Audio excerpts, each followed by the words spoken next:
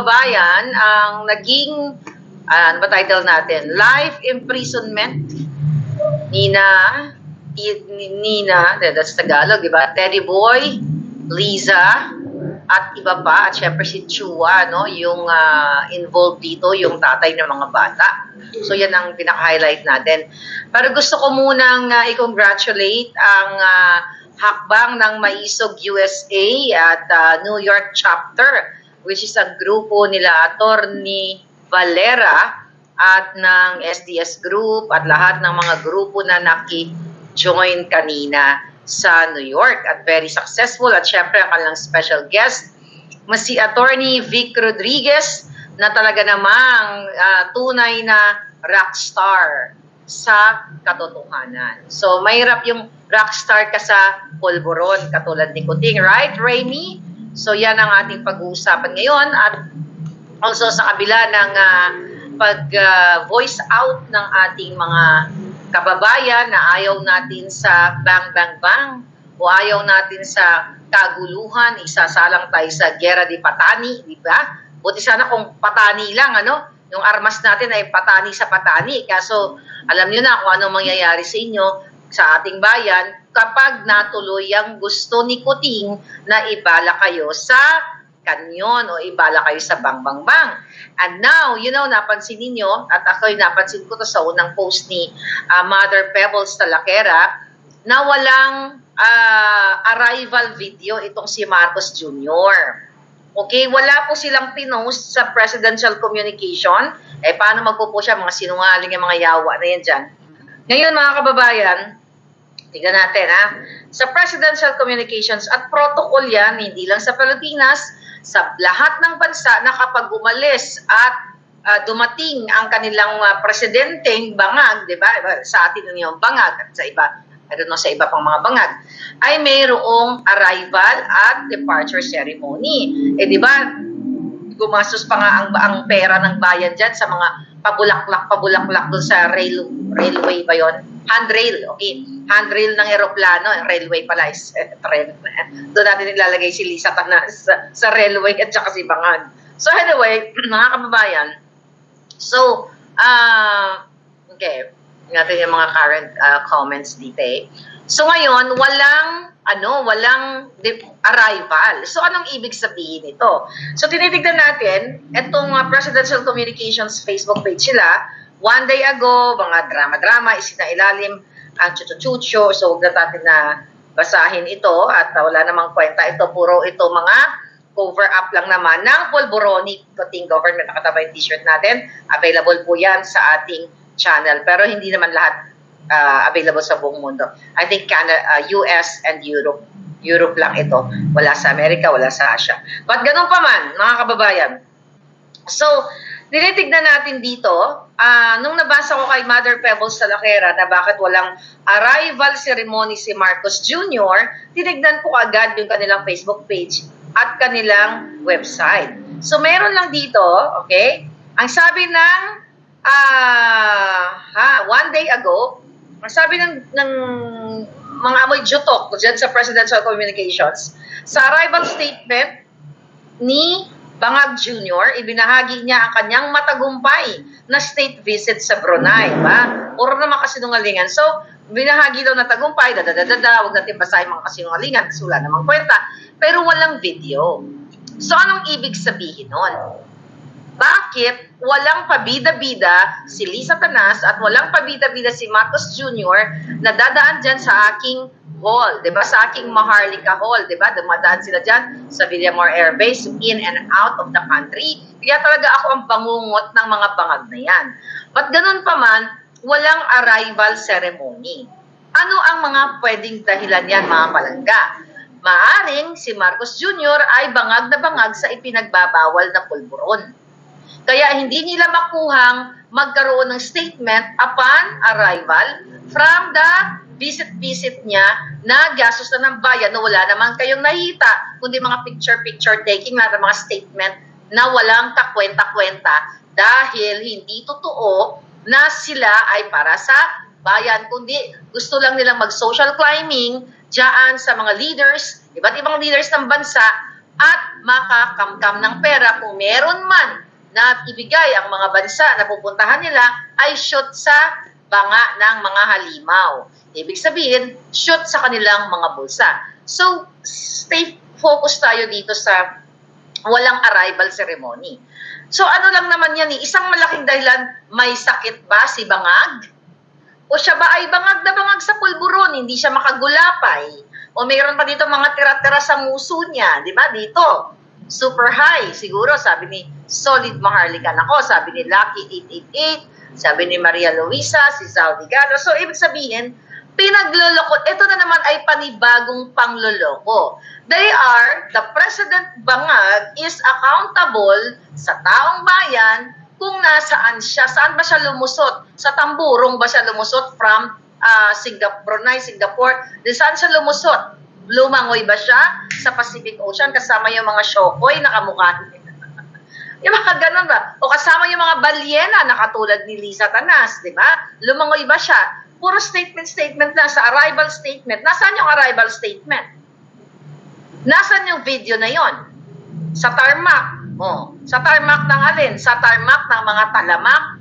Bowie, Aragon, saan? Sa tarmac ng mga talamak na mga bangag? Wala eh. Bakit sinisikreto ito? Ito mo, tignan nyo. Tignan nyo sa kanilang presidential communications Facebook. Wala. Wala siyang arrival. Walang nakitang video-video.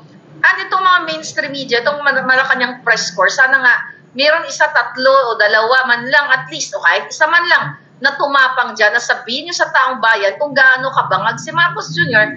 Kasi sa Singapore pa lang, tinatanong niyo siya ng maayos kung anong masasabi niya sa statement ni Mayor Basti Duterte na kinukwestiyon yung pag-suspend sa mga mayors, pinususpend ang pag-suspend dito sa mga kapulisan, di ba?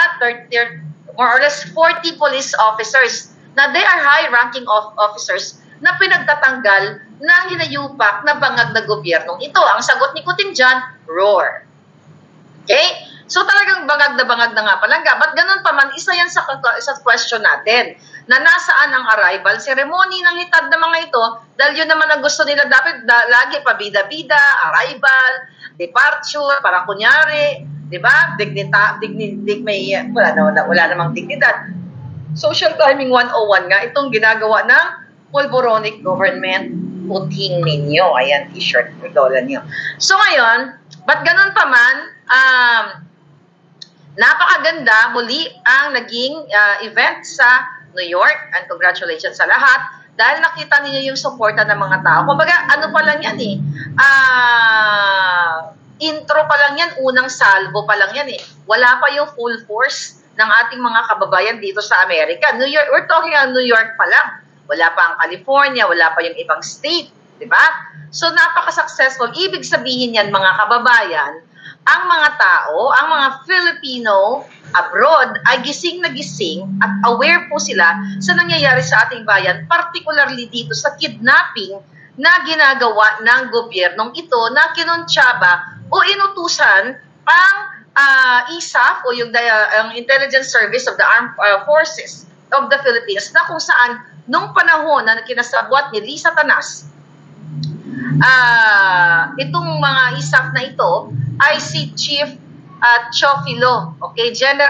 ISAF Chief General Chofilo na binanggit nga ni Attorney Vic Rodriguez sa kanyang press con o press statement sa New York na yes, totoong nag-intervene itong si Lisa Tanas sa pag-extract ng mga minor de edad. Araw-arawin natin yung issue na ito dahil po high crime ang ginawa ni Teddy Boy Locsin Jr.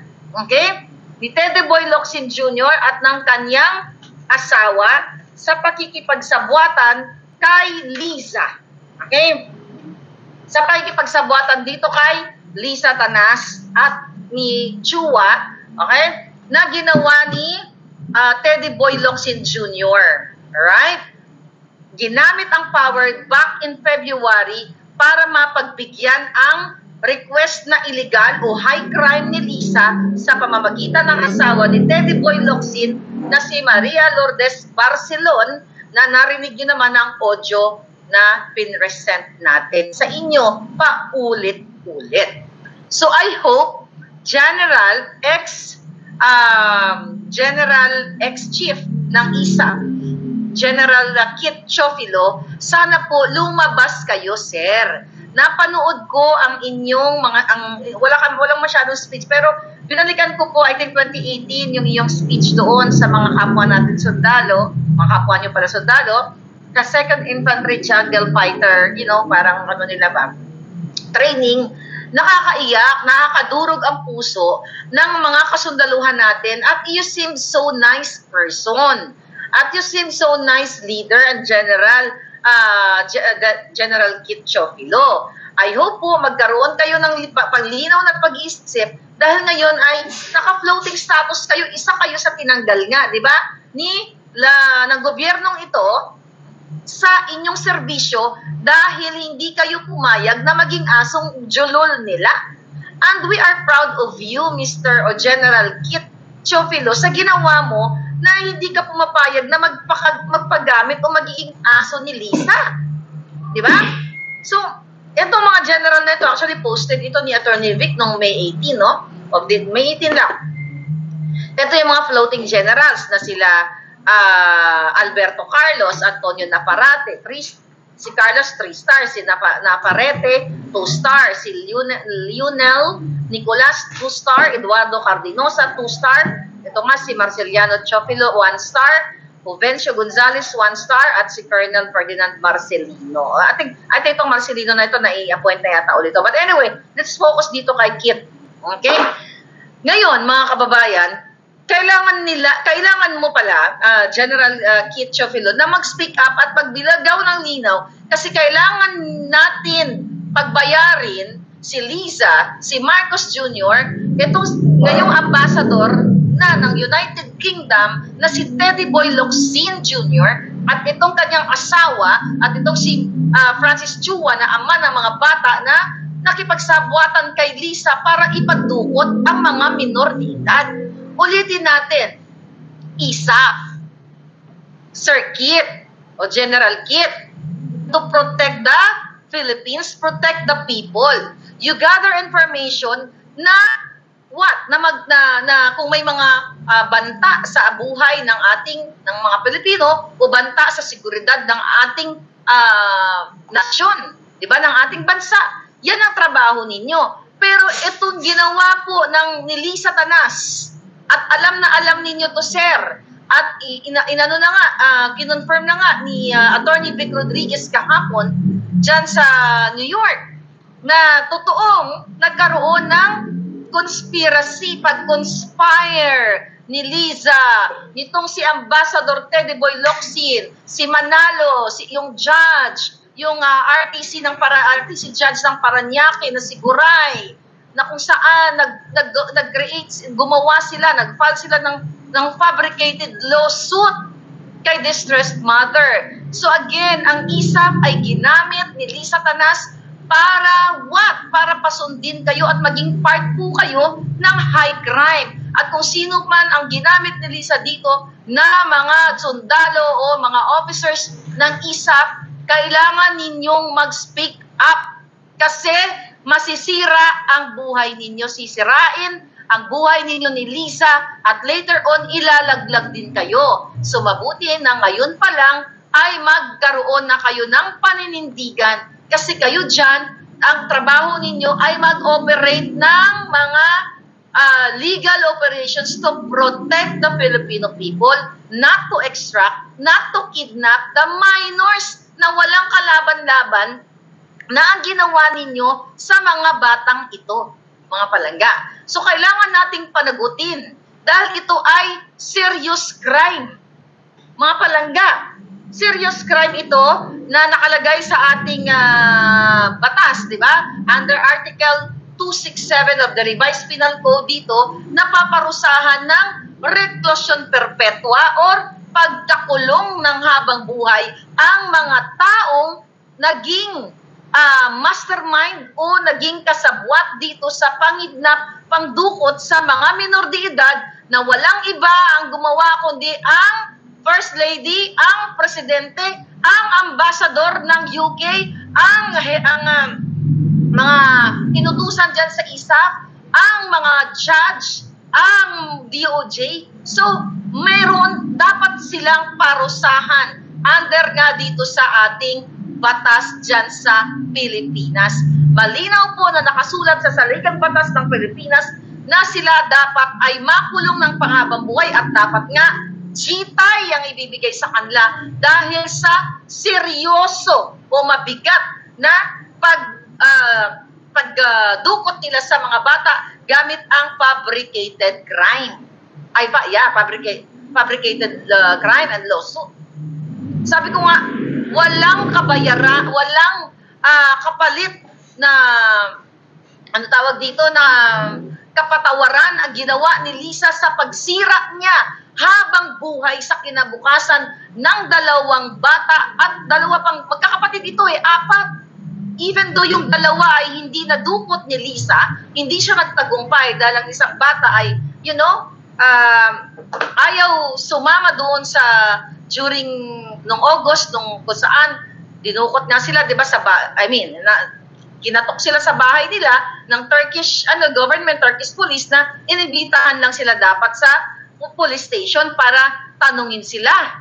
Pero ang nangyari, hindi na sila nakabalik sa kanilang magulang sa distressed mother kasi the intention of the Philippine government under Marcos government sa pakikipagsabuatan kay Teddy Boy Locsin sa mga tiwali sa ISAF, sa DOJ, sa lahat, sa DFA, ay dukutin ang mga bata pabalik sa Pilipinas at dukutin ang nanay, dukutin ang lahat ng apat na bata at takutin itong nanay para makuha yung iPad ng kung saan, ayon nga sa ating source, nandoon yung mga ebidensyang makakapagpatunay kung gaano kalalim at sino-sino ang mga involved dito sa kidnapping, involved sa mga illegal na negosyo ni Lisa ni Marcos Jr. sa pakikisabuatan kay Chua, kay Kumar, ayon sa ating source, at ang mga kongresista at ang mga senador. So again, ito ay conspiracy at nag-commit ang mga hinayupak na ito ng krimen na kung meron tayong jitay ay dapat sila ay jitayin, mga kababayan. So ngayon, mga palangga, actually, pinatranscribe ko, okay, ang iyakan ng mga bata.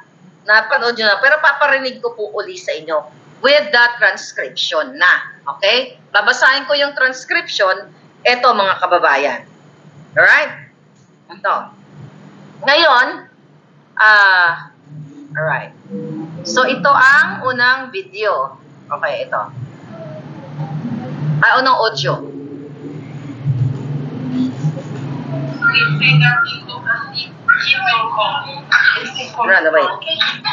Natawan muna. Ito muna, ito.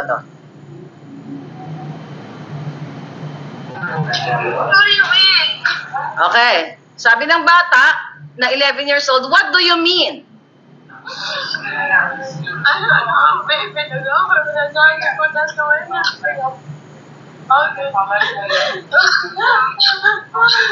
Okay, sabi ng distressed mother, diba? Nagtanong yung bata, 11 years old. During that time, what do you mean? I don't know, baby. The government said they could do anything about it. It is Francis or illegal. Is it Francis or the illegal? Okay, narinig nyo?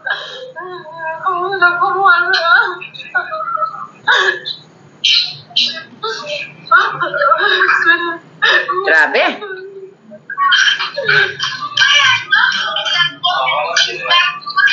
Okay, sabi ng bata na narinig sa background, we are not going to that hotel. Kasi dadalhin daw sila sa hotel nito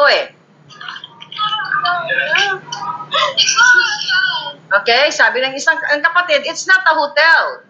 Tapos ang isa, it's a hostel.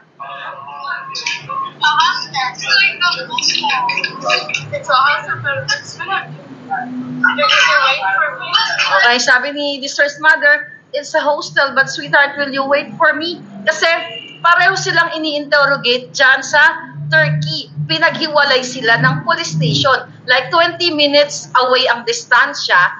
Ayon sa ating source, pinaghiwalay ang mga bata sa kanilang nanay. At itong mga batang ini-interrogate ng police, walang abogado, walang psych, walang assistance, sila lang minor age. So may na-violate din actually ang government ng Turkey dito kung talagang ito ay maimbestigahan ng international. Pakinggan natin.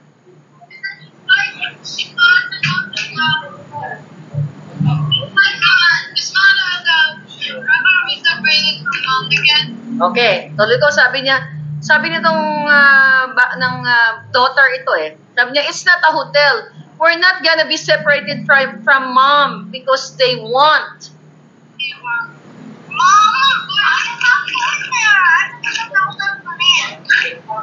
O, sabi ng mas nakakabata, Mom, sabi niya, I am not going there. I'm gonna tell the police, Mom, I will find one.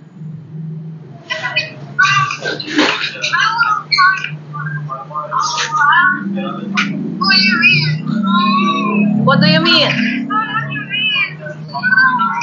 Tell me, how much the government can protect the children? Okay. Ito parang this is mother habang umiiyak siya. Sabi niya, tell me, how much the government can protect my children than I do? Kasi kukunin yung mga anak sa kanya, di ba?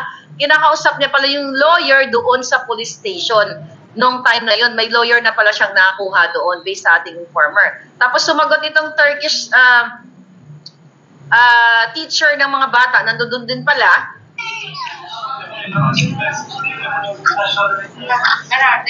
Ayun, ang sabi, where are they? Anak, where are you, anak? Are you in the police? Are you still there? Oh, kaya sabi ni distressed mother, where are you, anak? Are you still in the police? Are you still there?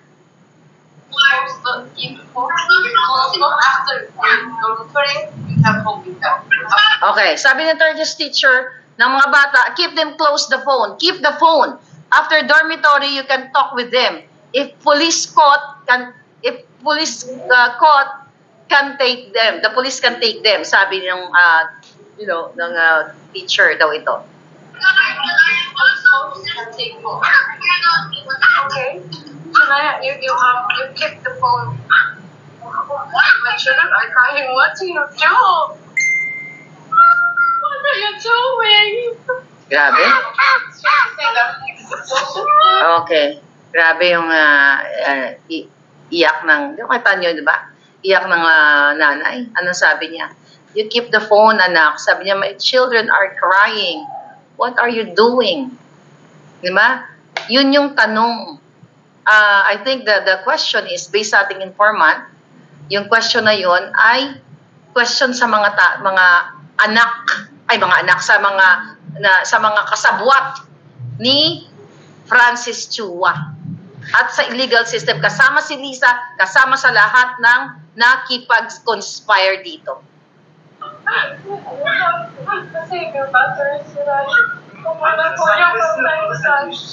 Okay, pinapasave niya yung battery. Tatawagan daw niya from time to time.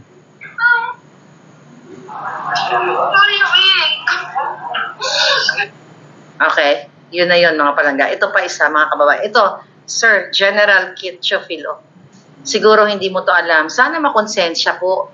Alam ko, alam ko sooner lalabas kayo at yung mga ginamit ni Lisa dito. Sana lahat ng naging kasabwat ni Lisa o yung mga napilitan lang sa isa, you have to speak up. Kasi yung mga kasabwat niya, katulad niya ni Teddy Boy Locsin, yung asawa ni Teddy Boy Locsin, ito mga hinayupak na to, kukunin na lang ng lupa, kidnapping pa ang ginagawa. Panggigipit pa sa mga bata. Ituloy natin to mga kababayan. Say that people keep your calm. It's important now. Keep your calm. I cannot say that. What did you say? Can I get the children tomorrow? Nakita nyo? Ang sabi nitong yung boses. Sabi niya, okay, please tell them, calm. Be calm. Keep your calm. Sabi niya, it's important. Keep your calm. I can understand you as a mom. Kaya sabi ni distressed mother, sweetheart, baby, could you come? What did you say? Sabi niya, can I get the children tomorrow? Asking the police. Exactly, match with the after the interview with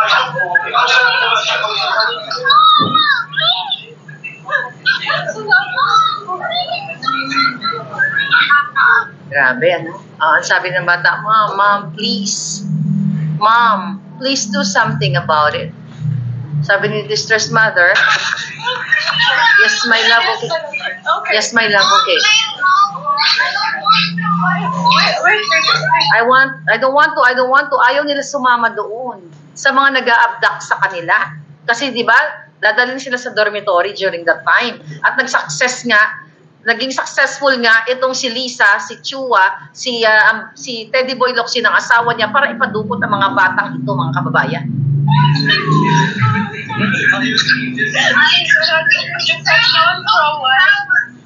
Nagtutanggal for a while. I'm in the other police station. What do you mean? Umiiyak ng tatlong bata, di ba? Mom, what do you mean?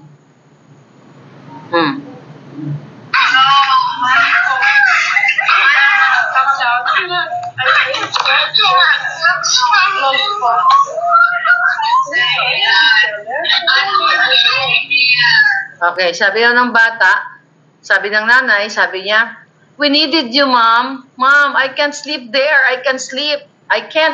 Sabi niya. I'm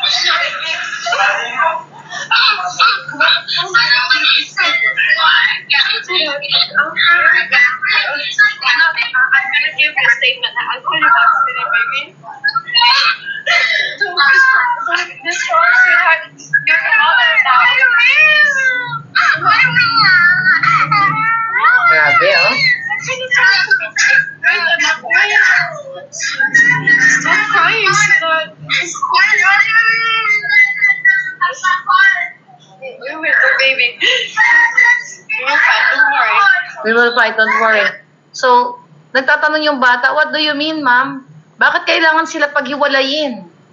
Diba? Although naintindihan ng bata na yung mismo ang tatay nila ang may gawa nito. At si Lisa at si Locsin, na asawa ni Locsin, ang DFA, ang lahat na nag-conspire. Mga kababayan, kung hindi pa maantig ang inyong puso, kung kayo ay nanay, tatay, kapatid, ewan ko na lang sa inyo. Pero itong pangyayaring ito, nag-iyakan ang mga bata dahil inutusan ni Lisa, ginamit ang pang-aabuso ng power. Kaya itong dalawang bata ay naging successful si Lisa na maidukot pabalik ng Pilipinas. Tapusin natin. Mommy will fight, don't worry. Mommy will fight. What do you mean? You can just speak to me, Shani. I want to stay with you, Mom. I want to stay, sabi ng bata. You're going to knock your way there. Please, I'll call the police soon. Mom, don't end the call.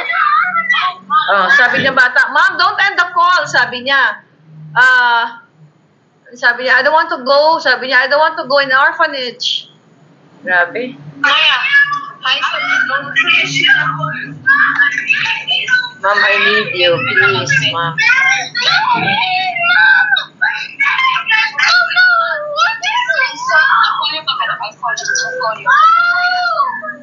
I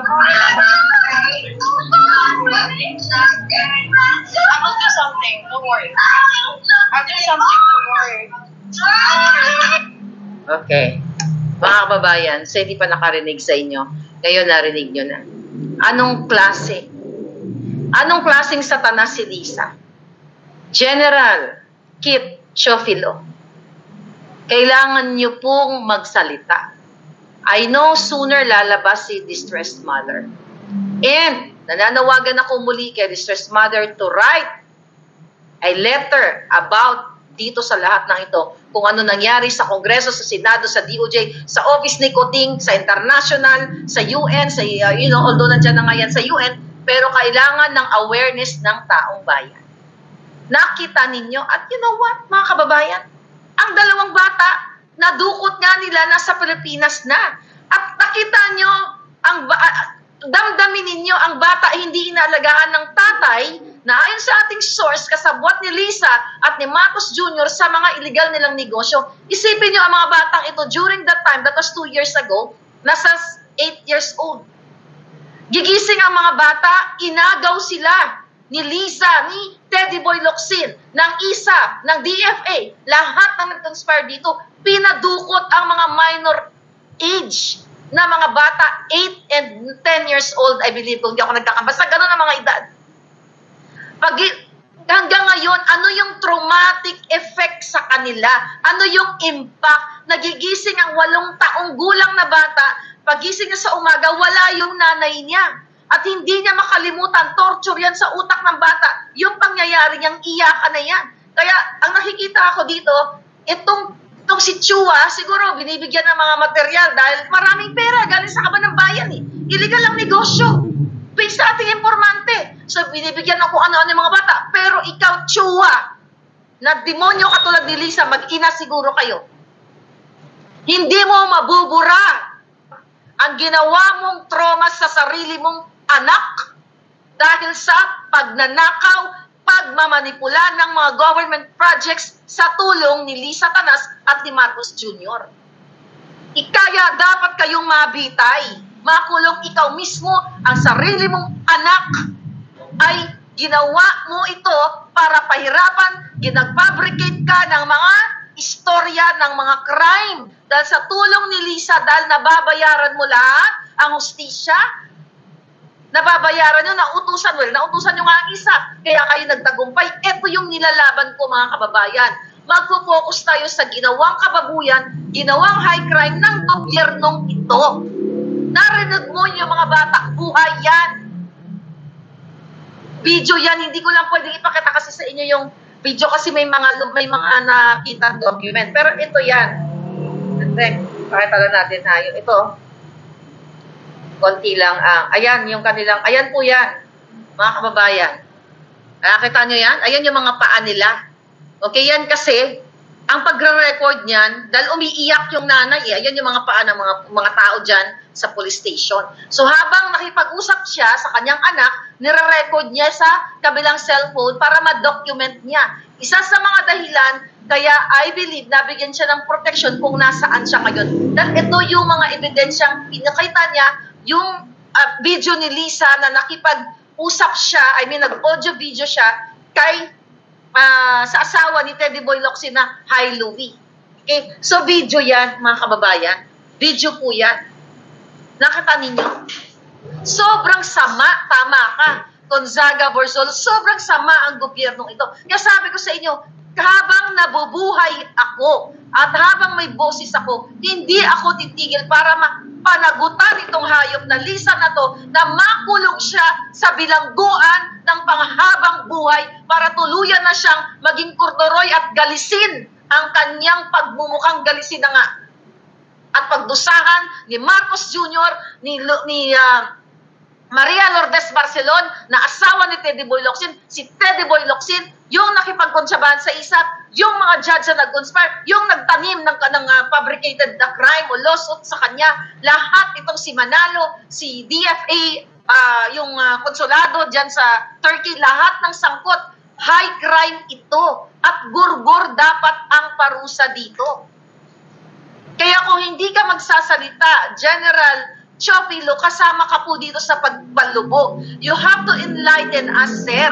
Ano ang nangyari? Well, mga palangga, tinanggal nga siya sa pwesto. Kasi according to our source, mga kababayan, hindi nga siya ayaw nga niya payagan itong extraction na ito. Kaya nga, di ba yung pinaplay natin na audio ni Bianca Zobel na nakikiusap, yung Social Secretary ni Marcos Jr., na nakikiusap siya kay Liza, that was in July, yung audio na yon, na nakikiusap siya na wag munang mag-change ng mga officers sa ISAF kasi jeopardize o magkakaroon ng epekto doon sa plano nilang pag-kidnap sa mga bata.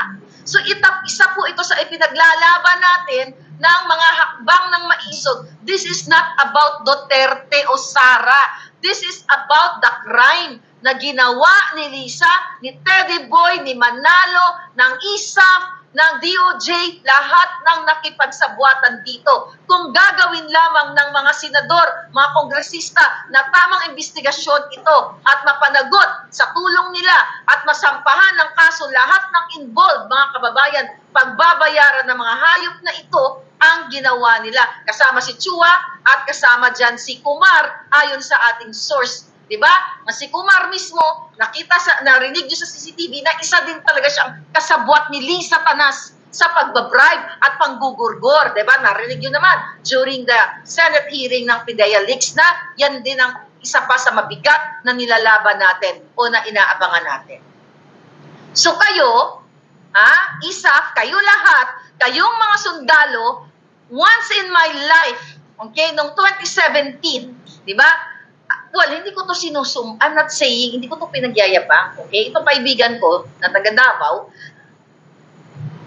sinusuportahan namin kayo. Alam mo, namigay pa nga kami ng yung mga ballistic classes kasi naaawa kami sa mga sundalo na ordinaryong sundalo, mga sir, na kayo ay nagbubuwis buhay. Di ba?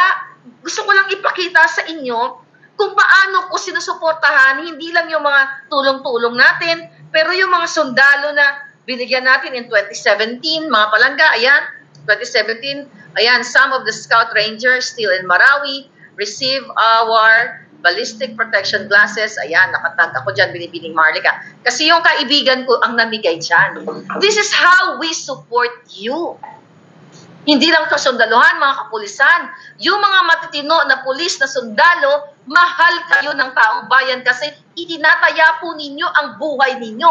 But this time, sir, sundalo, pulis, kitang-kita nyo na pinagbabawalan kayo ng gobyernong ito na gumamit ng cellphone kasi ayaw nilang manood kayo during your break time habang kayo ay nagtatrabaho, ayaw nilang manood kayo ng mga video o mga vlog dito sa social media because ayaw nilang malaman ninyo na mismo si Lisa, ang inyong commander-in-chief na si Marcos Bangag, ay pinuno ng kidnapping silang mag-asawa. Pinayagan nilang kidnapin ang dalawang bata in extract.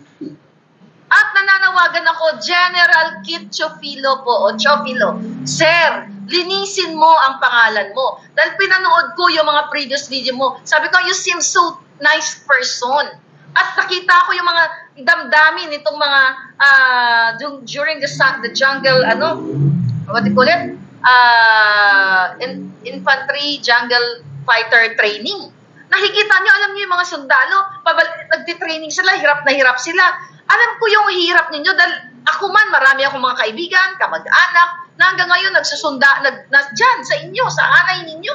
So itong jutang genimis na si Lisa ay mastermind ng pandurukot. Hindi pa ba enough sa inyo ang kanyang pakikipagsabwatan dito at pagiging utak? Araw-arawin natin tong issue na to kasi ito'y mahalaga. Dahil sila ay pinuno, kung hindi pa kayo nakakapalo sa mga kababayan, sa aking TikTok account, okay, nandun sa TikTok natin pinapost ito. Ito yun. Hi, Louise. How are you? I'm in Bacolod. Campaigning for my health with Marie Chris and a bunch of gay people.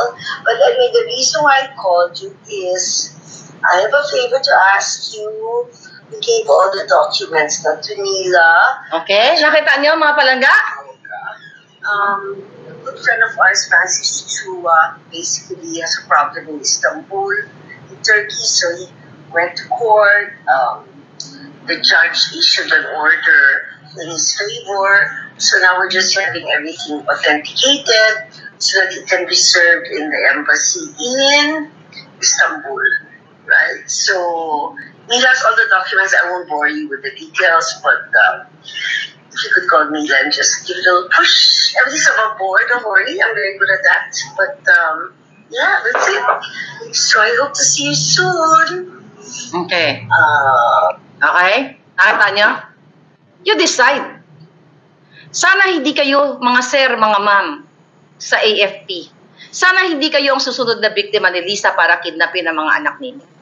Nakita ninyo, ang kausap niya si Maria Lourdes Barcelon. February 23 of 2022, hindi pa man sila nakakaupo, inaabuso niya na ang kapangyarihan, okay, ng gobyerno. Inaabuso ng mga taong akala natin maglilingkod sa bayan, katulad ni Teddy Boy Locsin Jr., jutang ginina mo at ng asawa mo. Ikaw, dapat kayo ni Lisa magsama-sama kayo sa kulungan dahil kayo ang dahilan kung bakit nadukot yung mga bata na hanggang ngayon nandyan sa Pilipinas na dapat kasama ang nanay niya. Pero sinong kasama ng dalawang bata? Kasambahay.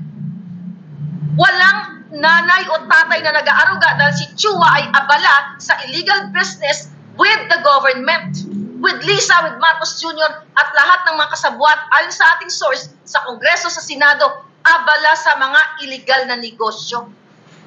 Abala sa kontrata. Kaya mga contract sa gobyerno, kapag ipagsabuatan kay Martin Romualdez, kay Tambalusos, lahat. Kaya sabi ko, kung bubuksan lamang, kung may matino lamang tayo ng gobyerno, lahat ito sa kulungan ang bagsak, mga kababayan.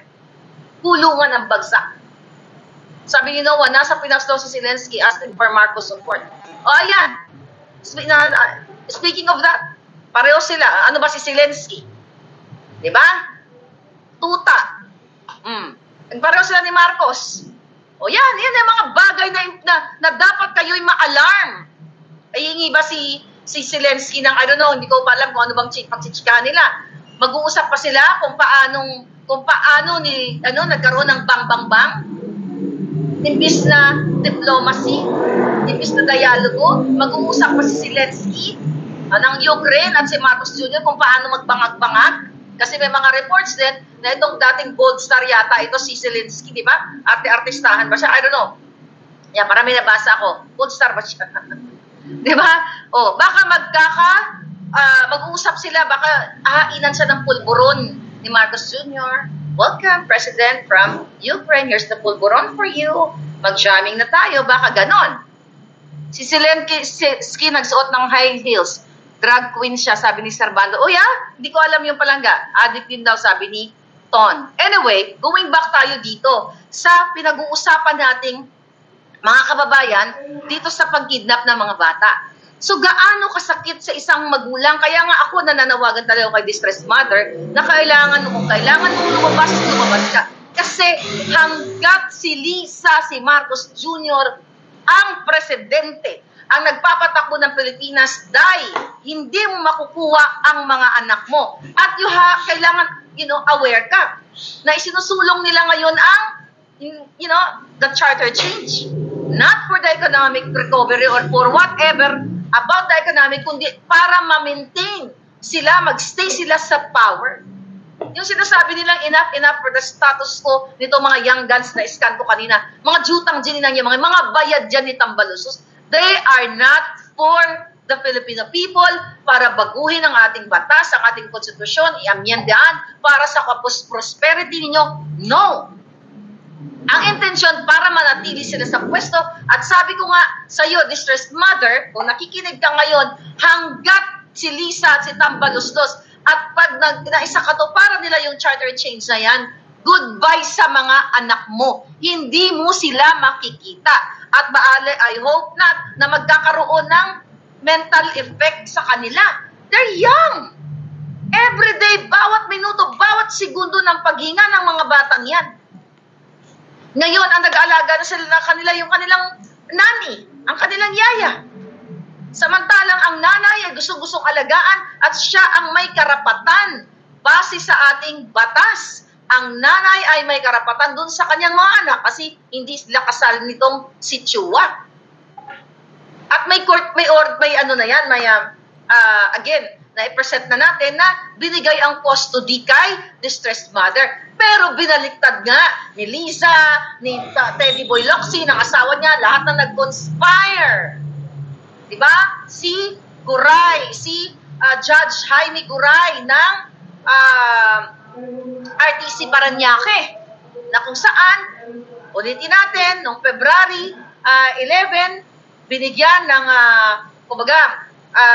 inaprobahan ng konsul o inayunan ng konsul si distressed mother na yes, ikaw ang may kustodiya sa iyong anak kasi ito ay civil case lamang, away nga ng mag-partner. Tapos like February 17, nag-issue si Judge Guray ng sinomon ito sa kanyang bahay sa Makati ba yun? Pero ang totoo, hindi naman yun ang official residence nitong distressed mother at ng kanyang mga anak, kundi sa Cebu. Kaya ang sabi ni Judge Guray, magpaliwanag ka. I'm giving you 15 days.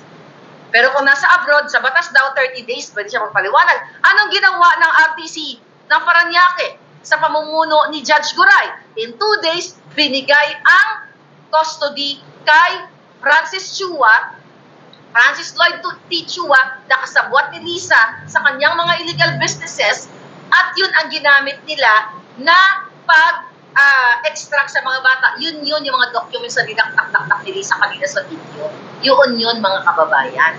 Kaya nila naisang katuparan na ma-extract itong mga bata na yun. Kaya ulitin natin, General Chofilo, you have to speak up, sir. At lahat ng mga general, lahat kayong binaboy ng gobyernong ito. Sabihin nyo sa taong bayan kung ano ang ginawa ng Lisa Tanas na ito, ng Marcos Jr. na ito. Again, ito ay tungkulin ninyo sa mamamayan. Dahil sumusweldo kayo galing sa amin, galing sa mamamayang mga OFW, sa lahat ng mga taxpayers, sa lahat ng mga nagpapadala ng remittance, di ba? Trabaho ninyo, okay? Naprotektahan kami, protektahan ang ng mga kabataan, hindi para dukutin o maging kasangkapan kayo sa pangingidnap, sa tulong, o sa pag-mastermind ni Lisa. Di ba? Tingnan mo yung ginagawa nyo ngayon. Lahat ng mga illegal, imbis na sikasuhin ninyo para protektahan ang mga minor de edad sa internet. Abala kayo, mag-create ng mga deepfake, deepfake video, kung ano mga propaganda, laban sa mga kritiko. Sino ang may author niyan? Si Lisa Tanas. By the way, may nag-message sa akin, mga kababayan. Bigyan natin. Kung meron na. Ang sabi, isisend daw niya sa akin mamaya kung ano yung ginagamit ni Lisa Tanas at ng gobyerno sa kanilang mga black ops. Diba? Para sirain, para sirain ang kanilang kritiko. Katulad ko, diba? But you're smart enough. Diba? Sabi nga, focus tayo sa ating target. Focus tayo na mapakulong natin si Lisa, si Marcos Jr. sa tamang panahon. Kung kailan yung tamang panahon na yan, malapit na yan sa tulong ninyo. You, religious group, men and women, lahat ng Pilipino, narinig nyo, yung mga kapapasok lang, balikan nyo na lang ang video ko sa extraction. Ulit-ulitin nyo, i-record nyo, gawin yung ringtone. Itong iyak ng mga bata. Gawin nyo, namnamin nyo na inagaw ni Lisa ang karapatan ng mga batang ito na mamuhay sa kapiling ang kanilang ina. Human rights violation ito, mga palangga. Ito'y usaping pang-internasyonal dahil, hindi lang pang-Pilipinas, pang-internasyonal dahil mismo sa Turkey, ginamit nila ang pang-abuso ng kapangyarihan para dukutin at iharas ang mga bata at ang nanay. At nilagay pa nila si distressed mother sa Interpol. Dahil dito sa mga fabricated crime na ito, patago-tago itong mga batang ito dahil natatakot sila nga dukutin nga sila, pero nagwagi ang gobyerno ni Bangag na madukot ang mga batang ito. Diba? So ito, again, mga kababayan, sabi ni Gloria Chan, police and military are heroes no more. I hope mayroon pa lang natitira. Kaya, pinanawagan natin itong mga general. Diba? Katulad ni General Chofilo, na mag-speak up ka, sir. Kasi the fact na sinabi ni Attorney Vic Rodriguez doon sa New York, maaring ako sa pagbasa ko dito, ay meron ka ditong pagsang-ayon na pwede kang pangalanan. Kasi as a lawyer, si Attorney Vic, I don't think na mag-name drop siya kung ito ay hindi nyo na pag-uusapan. Right, mga kababayan? So, you have to speak up at linisin mo ang pangalan mo. Ano ang kwento nito? Ano ang kwento sa isa? Paano kayo pinwersa ni Lisa? Kasi ang kwento lang na alam ko sa part ng biktima ng distressed mother. Pero sa part ng mga dumukot, hindi natin alam. Kaya sino ang magbibigay liwanag dito? Kung matino lang ang Kongreso, Senado natin, ipatawag si Teddy Boy Locsin, si Lisa, si Francis Lloyd Chua, ipatawag yung asawa ni Teddy Boy Locsin, ipatawag ang ISAP, ipatawag lahat ng nag-conspire dito sa pangidnap o pangdurukot. Worst government, sabi ni Wild Rabbit. Sabi ni Eunice, calling for men and women in uniform, please protect us from Bangag admin. From Russia with love, sabi ni Dance Scorpion, Dance, hindi ka natutulog. Okay, from Turkey with love. Yeah, from Russia with love, from Turkey with love. With Lisa Araneta Marcos. Mastermind yung putang inang itong mga palangga. Sabi ko, kulang ang bitay sa kanya. Kahit pa prituhin mo yan, na parang butiki. Kahit tagdarin mo yan na parang giniling, hindi enough ang kabayaran. Sa pandurukot sa mga bata, sa smuggling with Michael Ma, sa panalo sa loto ng mga loan bettors, and the 90 billion funds ng PhilHealth now na kanilang for more noble cause daw na inalat sa noble cause. Anong kadyatang noble cause? Billions, trillions of pesos national budget na dinodorobo nila. So wala na talaga ang Pilipinas, sabi ni Nanay Luisa. I know, hopeless case ang Pilipinas. But pag tumayo kayo, manindigan kayo, humakbang kayo bilang maisog at mag-speak up kayo, maaring may hope pa kayo. Ako, hindi ako nawawala ng hope. And I am waiting for those people na manindigan. Kayo. O hayaan nyo na lang na yung presidente ninyo, ang first lady ninyo, mastermind ng kidnapping. High crime ito. Hayaan nyo na lang na ang presidente ninyo ay promotor o pulboronic. Katulad na lamang nung nahuling 1.8 na bidabidahan. Diba sa alitagtag? Then the next day, iba na ang number. Tapos nakita mo si Marcos kung paano niya harangin ang pulis na nakahuli na kapag daw may maling sinagot itong si police officer na to, ay aagawin nila ang mikropono at sila magsasalita. Kitang-kita naman, obvious na sila ang promotor ng mga pulburon. Kita naman kay Sayarot, 1.8 tons na intercept ng Australia. Okay? Ano nangyari? Nahulihan, nagluluto sila ng pulburon sa Alabang. Ano nangyari kay Mark Anthony Sayarot? Na paulit-ulit natin. I think nandito yung picture. Di ba? Nung nahuli, ang tinanggal yung nakahuli. Nakita nyo naman yan, kahit basahin nyo. Mark Anthony Sayarot, makikita nyo. Yung nakahuling PIDEA agents, yun pa ang ikinulong at tinamnan ng kaso ng gobyernong ito.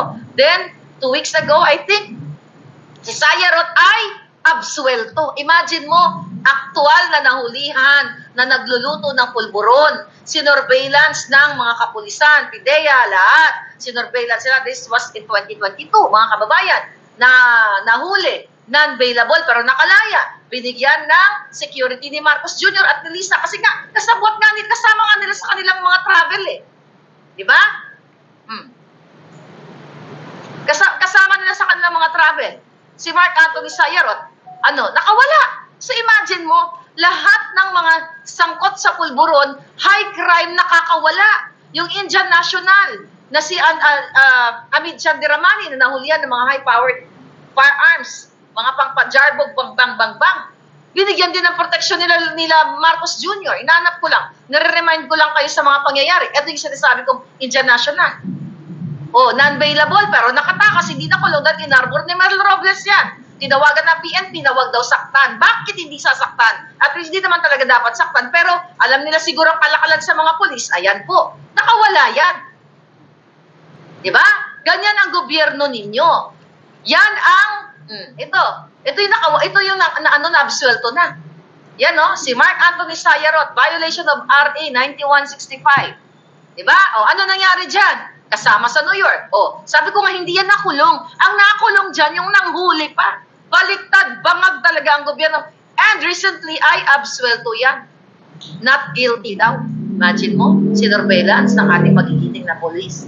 For how many months? 6 months ang surveillance sa kanila. Or maybe more than that. Nakita na nagrenta ng bahay sa Alabang. 2 pa ang kanyang pulburon manufacturing plant. Absuelto. That's your bangag government now. Your pulboronic government puting. And you enjoy it as long as hindi kayo nagsasalita, hindi kayo naghakbang bilang matapang o bilang maisog, you enjoy this government. The pulboronic government ni Kuting. Pagdusahan ninyo. If that's your choice. Pero ako, bilang isang boses ninyo, dito, hindi ako titigil hanggat hindi kayo nagigising, mga kababayan. This is not about Sara. This is not about Pangulong Duterte. This is about victims like you. OFW, binibiktima ni Kuting sa pulboronic. Di ba, nakikita nyo naman? Paglabas nyo ng bahay, di ba, sabi nyo nga, 3-5. 3-5 na lang ang pulburon. Abot kaya ang halaga ng bartek ng juta. Okay? Pangbangag. Dapat ang presyo ng bilihin ang abot kaya, hindi yung pulburo na yan. Dapat nga ang halaga niyan ng per gramo 1 milyon o 5 milyon para ang masisira lang yung mga mayayaman o yung mga kawatan din na katulad ni Kuting na maka-afford ng ganyang klaseng pangpadurog ng juta. Ang mga mahihirap dapat hindi yan nakaka-afford para hindi sila maging biktima. Pero dahil gusto ni Lisa at ni Kuting na makabenta at makarami ng profit dyan sa pulburonic na yan, kaya naman abot kamay na ang halaga at paglabas ko kaliwat kanan sa iyong iskinita, ang mga bata ay sumisingot o nagdila na dyan sa pulburon na yan.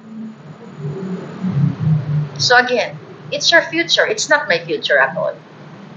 Diba? Hindi naman future ko, pinaglalaban ko dito yung pagiging biktima ninyo ng pulburonic government na ito.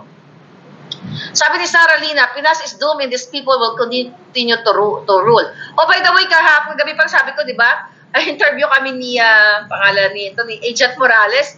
Actually, kasi magkaiba kami time. So, nakatulog na ako ng bonggang-bongga. Then, pag gising ko, gising pa siya. But supposedly, mag-interview kami. Kaso lang, nagmaisog rally nga New York. Sabi ko, hindi na, wag na natin sabayan yung maisog rally. Manood na lang kami. So, nanood na lang nga kami dun sa maisog rally sa New York, which is in celebration ng Independence Day, which is successful naman. But I hope, i-text yung aming intermediary personality kung pwede siya. So, mamaya, pag-uusapan namin, ibang level naman. But ganun pa man, mga kababayan. At doon kay General, sa lahat ng mga General, Sir, you know what? Mamahalin kayo ng taong bayan. Alam namin po kung paano kayo nagsakripisyo, paano nyo na-reach kung ano man po yung merong ganyang kayong 1 star, 2 star, 3 star. Pero wag naman sana kayong magpagamit sa gobyernong pangag.